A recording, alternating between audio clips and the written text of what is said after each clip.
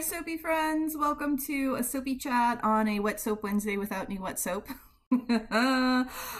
Thank you so much for joining. Now, I'm sitting at my desk here. It's where you kind of see all of my racks and stuff behind me. But today we're going to talk about a lie calculator. So, soap calculators. There are lots of soap calculators available on the internet. You can do it manually, which we'll talk about as well. But today we're going to start with and really focus on soapcalc.net. So I say we just dive right into it. The website is just soapcalc.net. Now, this is a free calculator, but it is supported by ads. So you see all these download buttons and everything. These are just ads. I've had a couple of soapy friends say, hey, I click the download button, but I don't see the calculator. Those are ads. So you want to go up here and click on the recipe calculator. That's where the actual calculator is. Under getting started and directions, and there's some more information in there, and go ahead and read it. And let's close that ad that comes up. And I actually have this open twice. I was practicing a little bit earlier with a couple things. I have a couple recipes preloaded. So I'm just going to quickly go through some of this stuff. This is covered in more detail in the Ultimate Natural Soap Making course over at soapyfriends.com. So go ahead and check that out if you want more information, but this will totally give you everything you need to get started, and I promise answer a lot of your questions. And remember, you can drop comments, questions in the comments below so I can answer them for you. Okay, so first is the type of lye. NaOH is sodium hydroxide. That's for bar soap. KOH, which you can get in a 90% concentration, that is for making liquid soap. Soapcalc.net does not do dual lye soap. So you can't do both NaOH and KOH without doing some manual math with SoapCalc. So we're just going to keep it on NaOH. Here you have the weight of the oils. I always flip it to grams because that's what I measure in. This, just pick whatever you're most comfortable working with. I do recommend grams though. Hi, Marla. Thanks for popping in. Okay, water. So, you know me, I like my 1-to-1 water to lye ratio. Soap with what you're comfortable with. The default, which I cleared out before talking about it, is great for hot process. But it's also water as a percent of oils. Don't do that. Don't do water as percent of oils, because the amount of oils you use have nothing to do with the amount of water you need. They're not related. The amount of water that you need is based on the amount of sodium hydroxide you need in order to saponify the oils you've selected at whatever superfat you've selected. So I really do not like water as percent of oils at all. In fact, with all light calculators, whether I'm doing it manually using SoapCalc or SoapMaker 3 Pro, I use a water to lye ratio of 1-to-1. And if I want more liquid in my recipe, and we've talked lots about that, I just add that as an extra ingredient. It does not have anything to do with dissolving the sodium hydroxide. Okay, rant over. Over here is your superfat. This is just what percentage of superfat you want it to calculate. So these are all the numbers SoapCalc needs in order to calculate the amount of sodium hydroxide or potassium hydroxide necessary to saponify your oils. It also needs the oils. We'll get to that in a minute. The next bit here, this little fragrance, just hit 0 there. And don't use this to calculate your fragrance, because whatever number it's going to randomly pop up in there, it doesn't matter. You need to go to your essential oil or fragrance oil or whatever fragrance you're using. You need to go to their safe recommended usage rates and figure it out from there. Typically, you'll be calculating a percentage of your oils So if it says to use 1% and we're doing 500 grams, you use 1% of 500 grams. Okay, that's all I'm saying there. And let's go down to like all this craziness down here, which can look really intimidating if you kind of don't know what you're doing. In fact, when I first started, I jumped right down to here and started plugging in oils, and I had like no idea what any of this stuff was. I didn't even know what a super fat was. It was crazy. So here's your list of oils. We're going to go ahead and just, let's just click on almond butter because it's at the top of the list. And here you can see the fatty acid profiles for whatever oil you have selected. I'll click another one and you can see those numbers kind of change. I do cover these in more detail in the full lesson up in the natural or the ultimate natural soap making course. But in essence, I ignore them, these numbers here, because they're not, they're kind of a guide, but and it even says these ranges are designed as guidelines. So whenever you say, hey, everyone, what do you think of this recipe? That's going to be based on what their experiences are, if they've ever paid attention to these numbers, and then whatever that other soap maker's thoughts are based on these numbers, it could completely change based on how you perceive the bar after you make the bar. So I say just make a small batch and see if you like it. Down here, though, these numbers, the lauric, myristic, probably said that wrong, palmitic, stearic, all of these are saturated and unsaturated fatty acids in your oil. Now, you can tell a lot from these, where here you have your saturated fatty acids, and you can see we have really low numbers here. So this Carmelia oil is mainly oleic, which is also an olive oil, has a little bit of stearic acid, a little bit of palmitic, and a little bit of linoleic and linolenic. Tongue twister oils for us. But we have, I'll go over that again just real quick. These are the saturated, these two are monosaturated, and these two are polysaturated. These two numbers here, if they get higher than 15 combined, you have a good chance of getting DOS. Your unsaturated fatty acids, the higher the number, the slower the trace. And your saturated fatty acids, the higher the number, the faster the trace. We're going to look at that again on the printout, so hang tight with me here. Let's go ahead and just do a basic olive oil soap. So we're going to look at olive oil and coconut oil soaps because those are super simple single recipes that we can look at. And we'll look more at the printouts. But all you do here is you can go ahead and click through all your oils. Let me deselect that. And you can see kind of what their buildup is if you're wondering.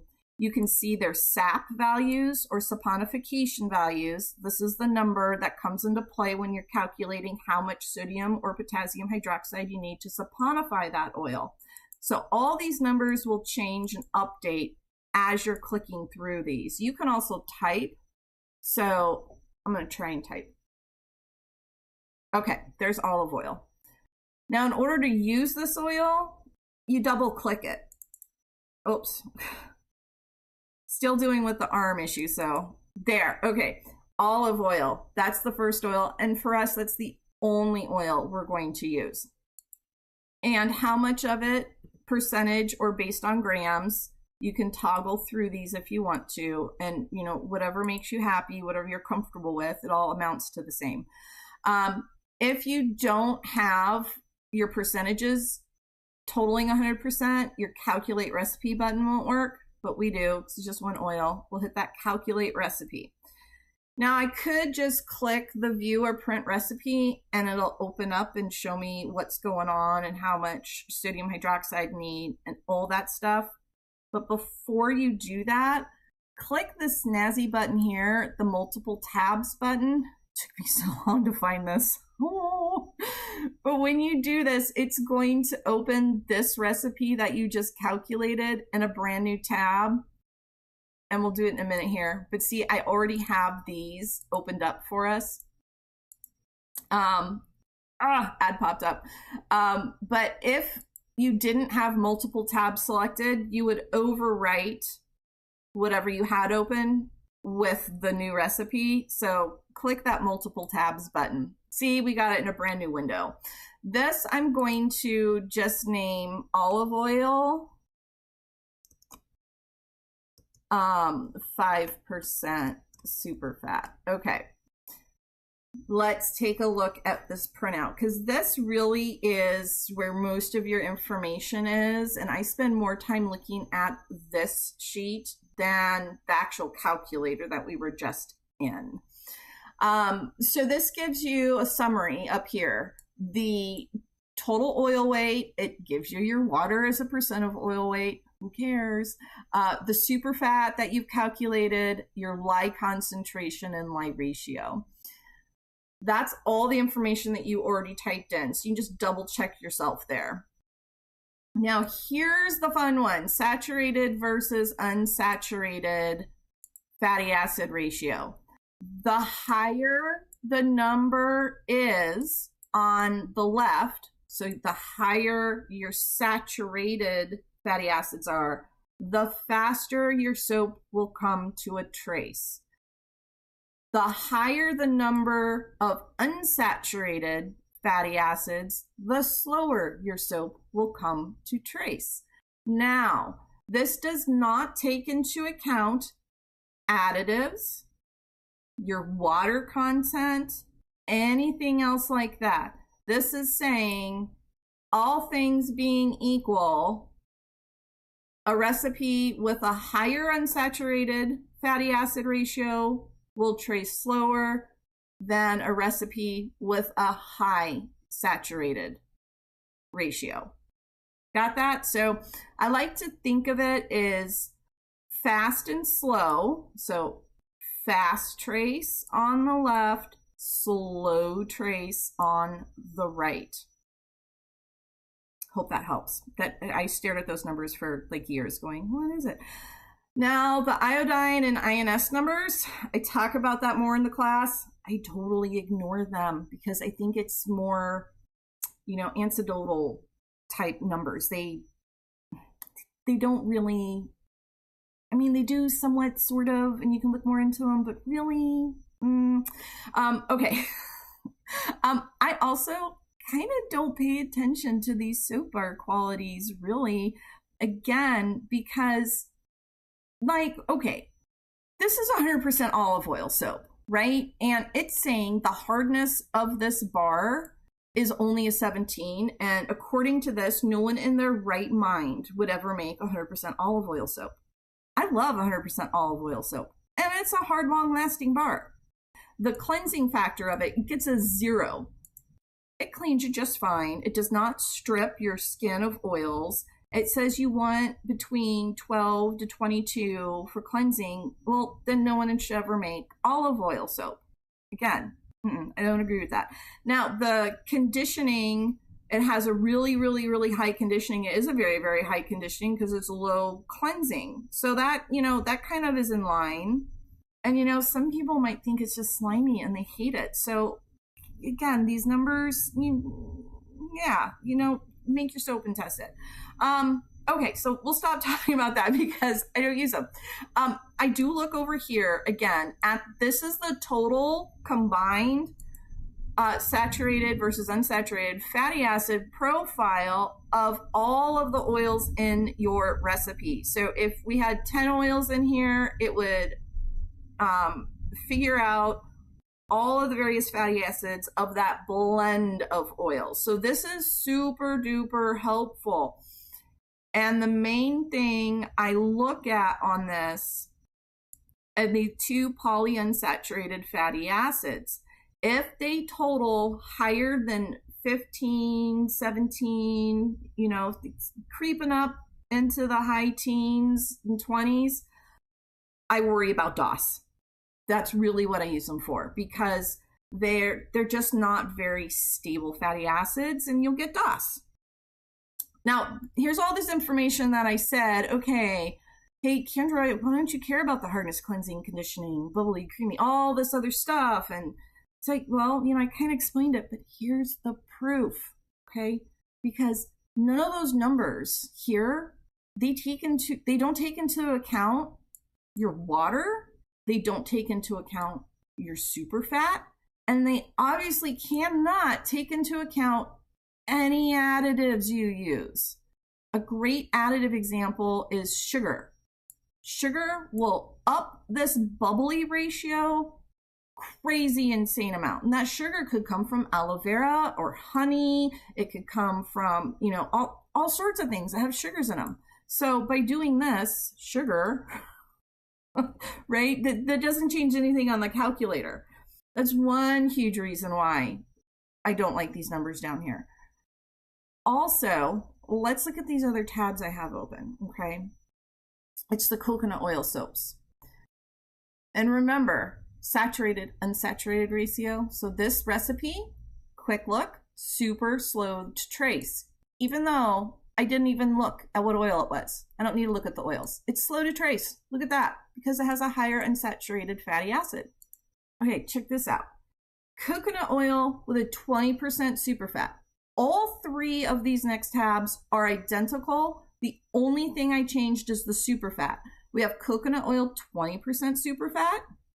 We have 5% superfat. We have 0% superfat. These are going to be three very, very different soaps, okay? So I'm going to flick through them again, but watch these numbers right here, okay? You keep your eye on these numbers. This is the 0% superfat. Now, 5% superfat. Numbers didn't change. 20% superfat. Numbers did not change. What? The numbers didn't change, even though they're going to make very, very different soaps. This 20% superfat, it's going to be super conditioning and not near as cleansing as the 0% superfat, which is not going to be at all conditioning and is going to be skyrocketing off the cleansing scale. I would say even higher than this 67, maybe that's a percentage, this range of numbers. It's not going to, it's going to be way more cleansing than that. Versus our kind of default 5% superfat, that one might be closer to falling into these kind of ranges. Now, these numbers can give you an idea of how maybe hard cleansing, conditioning, bubbly, like the individual oils are. But if you learn what your fatty acids do to the soap, that's going to give you a far better understanding overall of how your soap is going to perform for you based on what you as a soap maker do or do not like. Plus, if you understand these fatty acids, you can go through the list of qualities of all the oils and find a different oil to swap out for yourself.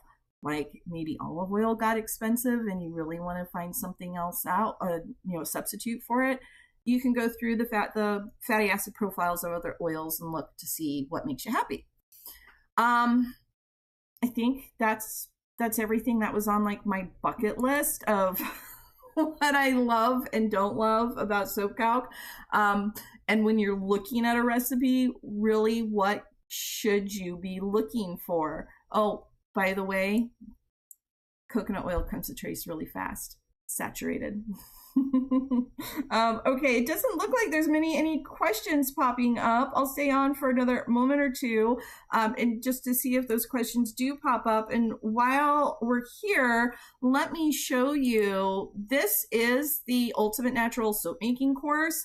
And, we've got kind of like the basics of soap making, but I do go into more detail about some of the history and specifics about what we're using, what we're making, what we've used, what we grew up using. those type of questions are answered. Probably my favorite section, and the one that I wish I had, was the ingredients, materials, and tools section, where all of these lessons, I mean, I go over and talk like in detail about like all the fatty acids, what are triglycerides, what's all this stuff, and how to really formulate with them.